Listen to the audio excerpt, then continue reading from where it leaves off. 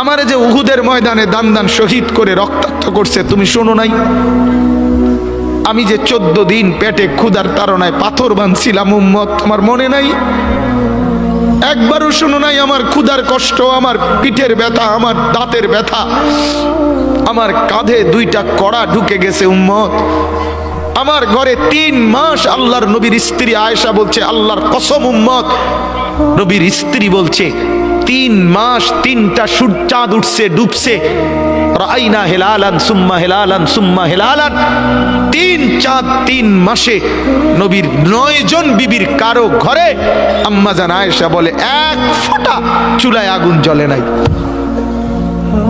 মা আওকাদাত ফি আবিয়াতে রাসূলিল্লাহ নারুন, নবীর একজন বিবির ঘরেও আগুন জ্বলে নাই। আল্লাহ নবীর স্ত্রী আয়েশা একদিন বলছিল নবীকে পিঠে হাত বুলাইয়া, ইয়া রাসূলুল্লাহ, স্বামী আপনার পিঠ ছিদ্র ছিদ্র কেন? পুরা পিঠ চালনির মতো ছিদ্র ছিদ্র কেন? আপনার কি ছোটবেলায় বসন্ত রোগ হয়েছিল, গোটা হয়েছিল? আল্লাহর নবী চোখের পানি ফেলে বলছে, আয়েশা তুমি জানো না আমার এই পবিত্র দেহে তো কোনোদিন মশাও বসে না, মাছিও বসে না, পোকা বসবে কেমনে?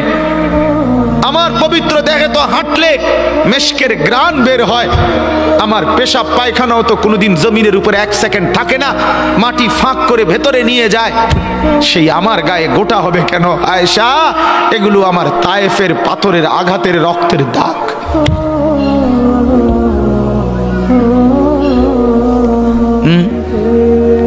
বলো না বাপ, কিছুই মনে হইল না? এভাবে ভুলে গেলেন, ভুলে গেলেন? রাসূলুল্লাহ সাল্লাল্লাহু আলাইহি সাল্লামকে একবারও মনে হলো না? আল্লাহকে ভালোবাসেন, নবীকে ভালোবাসেন, আখিরাত চিনেন?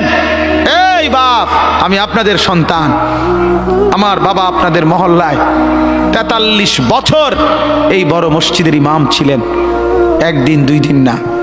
আমি এই মাটিতে বড় হওয়া ছেলে, এই প্রাইমারি স্কুলের ছেলে, এখানেই বড় হয়েছি। এরা সব আমার আপনজন। আমি আমার আপনজনদেরকেই শক্ত করে বললাম, আমি যদি কারো ভাতিজা হই আপনি আমার চাচা, আমি চাই আমার চাচা যেন হয় জান্নাতি। আমি যদি কারো নাতি হই আপনি আমার দাদা, আমি চাই আমার দাদা যেন হয় জান্নাতি। আমি যদি কারো ভাই হই বন্ধু, তো আমি চাই ভাই 2 ভাই মিলে একসাথে হই জান্নাতি। আল্লাহ তোমাকেও তৌফিক দেন, আমাকেও তৌফিক দেন। দোয়া করি বাপ, দোয়াও চাই। জিন্দগি বদলান যুবক, জিন্দগি বদলাও। দিবা নিশির ফিকির আমার, জিন্দগি চেঞ্জ করেন, জীবন চেঞ্জ করেন। ফজরের নামাজে অভ্যস্ত হন। আল্লাহর কসম বন্ধু, ফজরের নামাজ যে পড়বে না সে ইমাম মাহাদিকে খুঁজে পাবে না, সে দাজ্জালের অন্তর্ভুক্ত হবে। এটা হাদিস। মাহাদি পাবে না, দাজ্জালের অন্তর্ভুক্ত হবে। এই সমস্ত মাথার সেলুন কাটিং চুল যেগুলো উঁচা, সামনে বড় বড় চুল, এদিকে চুল নাই এদিকে চুল নাই, সব দাজ্জালের চুল। বিশ্বাস করো, একেবারে পরিষ্কার হাদিস, মুসলিম শরীফের হাদিস। আল্লাহর নবী বলছে দাজ্জাল হবে শাবুন কাতাতুন, দাজ্জাল হবে যুবক, আর দাজ্জালের চুল হবে এলোমেলো। এই জন্য দুশ্মন এটাকে জনপ্রিয় করে দিছে। এদিকে নাই এদিকে নাই, ওইদিকে নাই, এখান দিয়ে নাই, এখান দিয়ে ফেলায় দিছো, ওইখান দিয়ে উঁচা করে রাখছো, সামনে দিয়ে ঝাঁকড়া বানায় রাখছো। কি করছো বাপ? কোনোদিন জিজ্ঞাসা করলা না এটা কার থেকে নিলা? কি এটা, এটা কি মডেল নিলা? সেলুন থেকে বুঝি মানুষে মডেল নেয়, নাফিদ বুঝি ডিজাইনার হয়? হ্যাঁ, এটা বুঝি একটা রুচি হইলো? হ্যাঁ,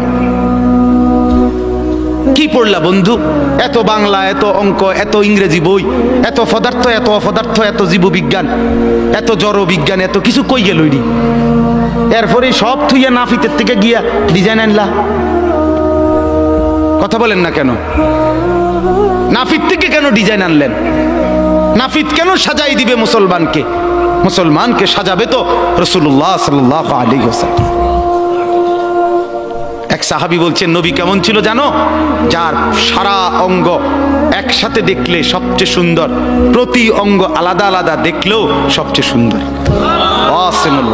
আরেকজনকে বলছে আপনি বলেন তো, আরেক সাহাবী বলছে আমি বলি, যে নবী ছিলেন এমন যাকে একবার দেখলে আবার দেখতে মন চায়, দ্বিতীয়বার দেখলে প্রথমবারের চাইতে আরো সুন্দর মনে হয়, যত তারে দেখি তত সুন্দরই লাগে। তিনি ছিলেন এমন।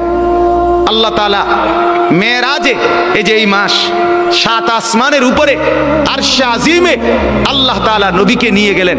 যখন আরশের উপরে আল্লাহ তাআলা রাসূল সাল্লাল্লাহু আলাইহি সাল্লামকে দাঁড় করাইলেন, এইবার আল্লাহ বললেন, বন্ধু কোনানে আনছি জানেন? আপনি জানেন কোথায় আনছি আপনারে? কাজে আপনি যখন ছোটবেলায় জন্ম নিছেন, ছোট্টবেলায় ফেরেশতাদেরকে বলছিলাম, ফেরেশতারা আমার বন্ধুকে কোলে নাও, নিয়া আমার সৃষ্টির পূর্ব থেকে পশ্চিম পুরা দিগন্ত ঘুরাও, আমার গোটা সৃষ্টিকে বলো যে তারা যেন দেখে বন্ধু আমি কেমন বানাইলাম। দেখো, দেখ আসমান দেখো, জমিন দেখো, বন্ধু আমি কেমন বানাইলাম। নাক দেখো, চোখ দেখো, ঠোঁট দেখো, মুখের চাহনি দেখো, চেহারার রং দেখো, চোখের পলক দেখো। এরপরে আল্লাহ 7 আসমানে আরশে আজিমে নিয়ে এইবার আল্লাহ বললেন, বন্ধু সেদিন ছোট্টবেলায় কোলে আপনারে সবাই দেখছে, এবার সব কিছুর উপরে আইনা, উপরে শুধু আমি আল্লাহ, তার নিচেই আপনি, এবার আপনি দেখেন গোটা সৃষ্টি আমি কেমন বানাইলাম। ওই সময় ওরা দেখছে, এখন আপনি দেখেন, আপনি দেখেন। সুবহানাল্লাহ, এত বড় মর্যাদা সম্পন্ন রাসূল, তাকে ছেড়ে দিলেন, তাকে ত্যাগ করলেন। আল্লাহ আমাকেও বুঝ দান করেন, আমাদের প্রত্যেককে বুঝ দান করেন।